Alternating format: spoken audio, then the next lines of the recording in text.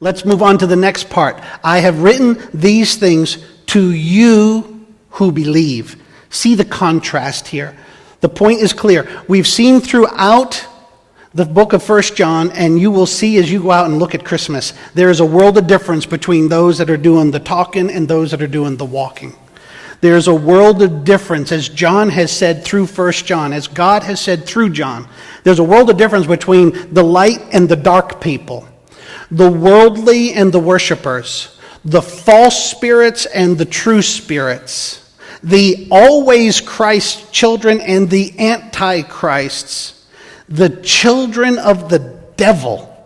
He's called them out specifically, and the children of God.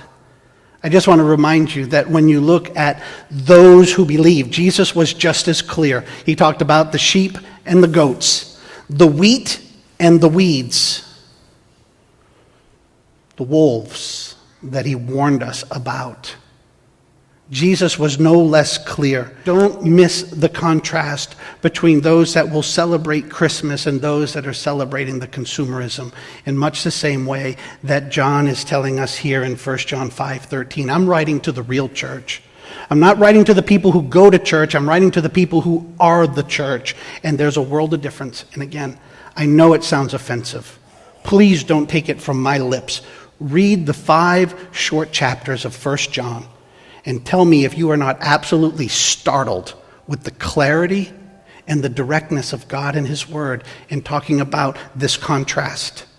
When you go to the next part of the verse, he says, to you who believe, and in 3 short Greek words, he says, in the name.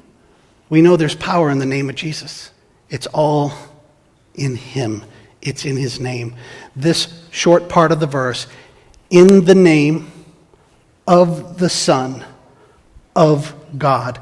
Really speak, these 3 words speak to the same thing. It's about getting the biblical Christology right. You've got to know, both in 1 John, in Christianity, in the church, when it comes to Christmas, when you claim Christ, if you're not claiming the Christ of the Bible, if you're not embracing the Christ who is Lord,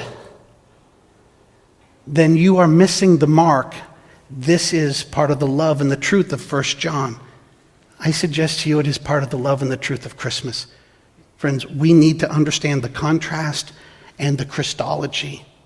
The Christ and the Creator, that is God himself, the fullness of who Jesus is. To miss that is to miss the mark and to send others astray. I want you to know something. Satan himself is little more than amused with us.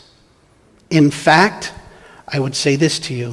When we get wrapped up in the world, and our version of Christmas looks like the consumerism and the chaos of the world, not only don't we scare Satan, I think we amuse him and he might even applaud us. Satan says, listen, so long as there's no Christ emphasis, I don't really care what you do.